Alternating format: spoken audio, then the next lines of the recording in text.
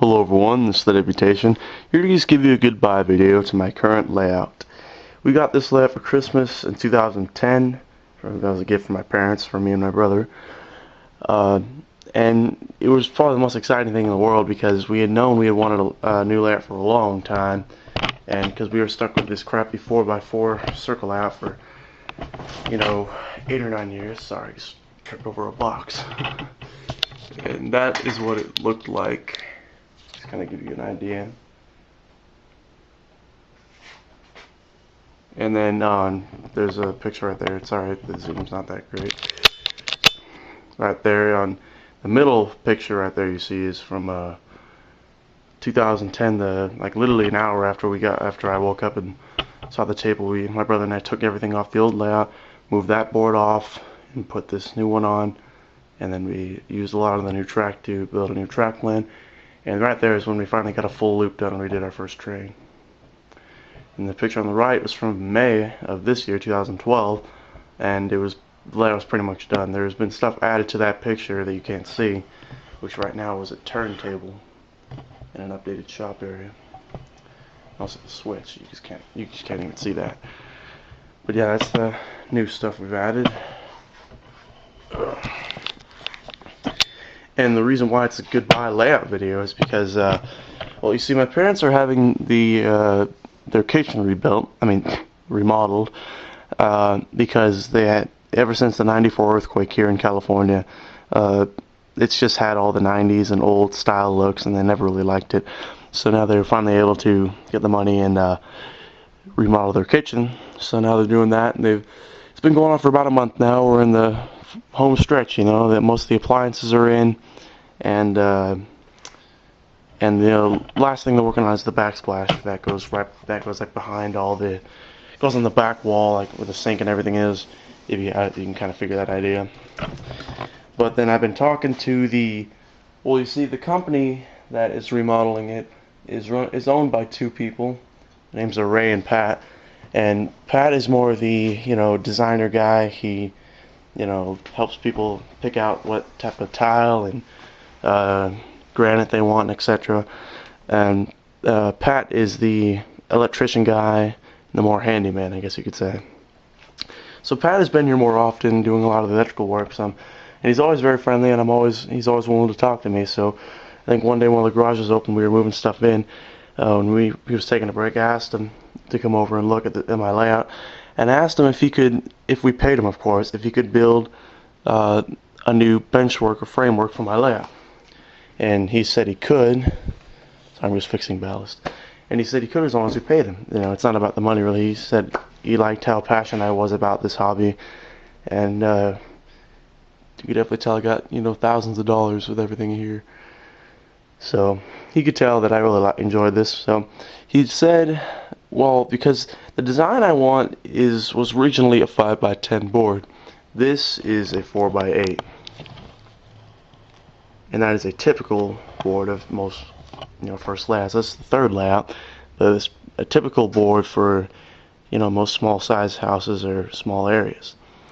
But now we moved our quad over that way, because when he said he could give me the supplies and build a new layout, I immediately told my parents and asked them what they thought. And my mom was on board that she's always happy when I'm always doing something to a new layout. My dad was a train collector when he was a kid, and I have all this stuff too, so he understands where I'm coming from too. So they're both fine with it. It's just they just said, just let the kitchen get done first, and then you can work on your project. And I was fine with that. That makes sense. So after the kitchen's done, is when we can start. And they're on the home stretch. They've been doing it for about a month now. They've had a couple, couple mishaps here and there with problems with it, but they're all resolved now. The appliances just came in this weekend. They're installed. We need another fridge though, because the one we have is not the right size. It's not a big deal though. It'll be finished this week. It'll be finished in a week, and then hopefully the next following week I can start talking to Pat and have him get arranged to get all the supplies so we can start building it. But I also got to tear down this layout. See, the reason I haven't torn anything off this layout yet is because I need to know exactly when we're gonna you know, start building it and when we can. And with all this kitchen stuff, you know, I can never even try to estimate a date that we can even start. So right now I have no idea when we can start it. It should be within about 2 weeks. Sorry.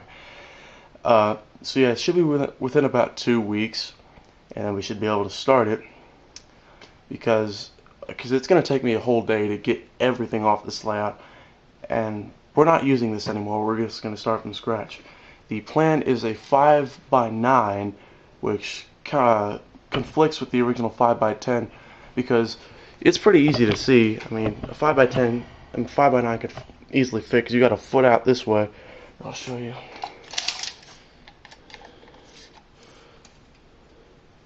Sorry, I'm just gonna see. Look, here's a foot out, so that will I've got a list of all the design plans I want, but that will definitely help me in a really great new layout. But I can't go 2 feet out.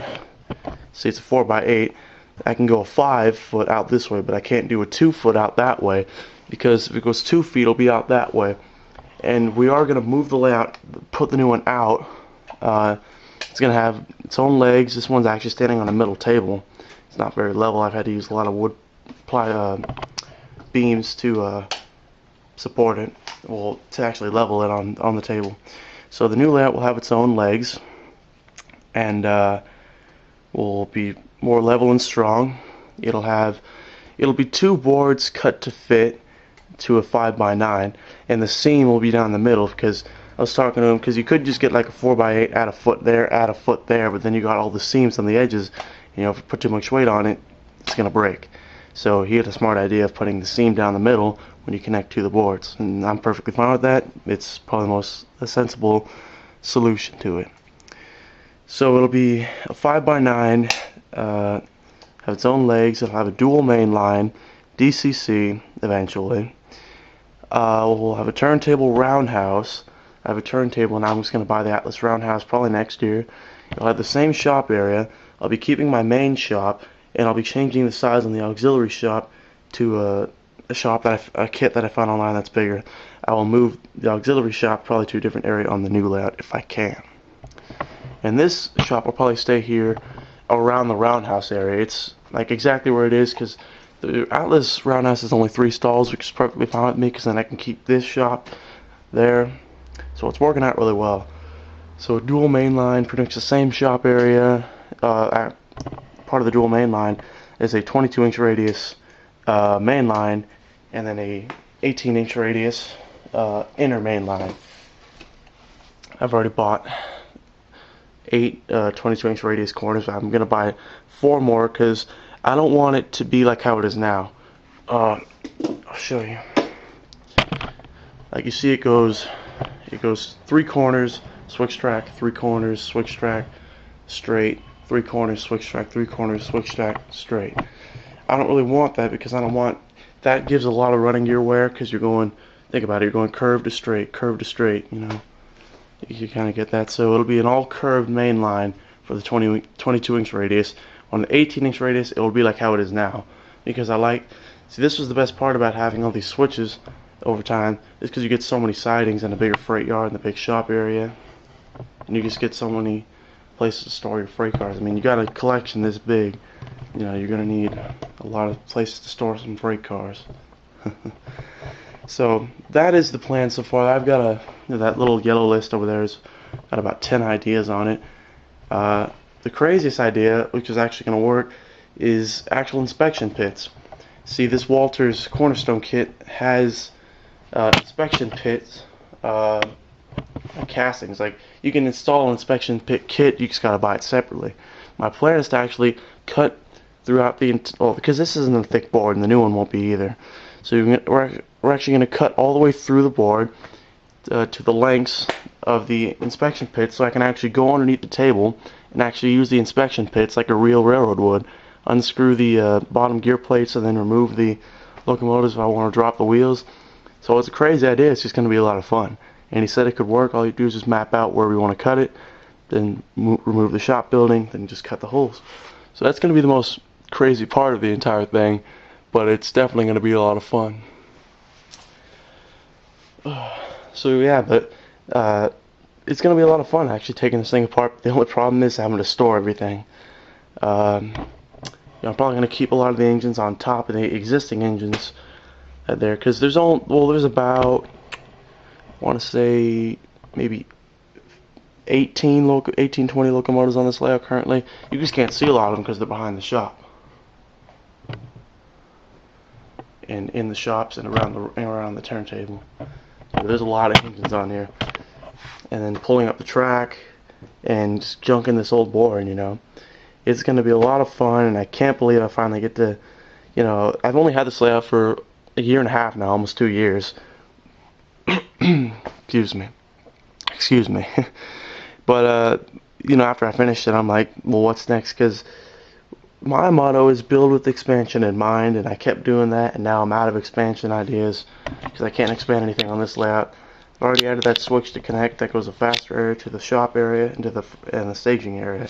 Added the turntable, added the rock siding, had all the shops, so I completely ran out of ideas.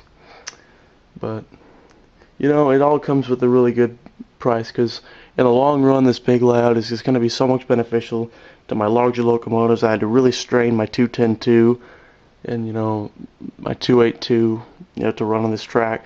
I can't believe I even got a 210-2 to run on this 18-inch radius corners. But I did, so 22 will ease the wear on it. So, plus I love rebuilding engines, but I don't know if I want to rebuild a giant 210-2.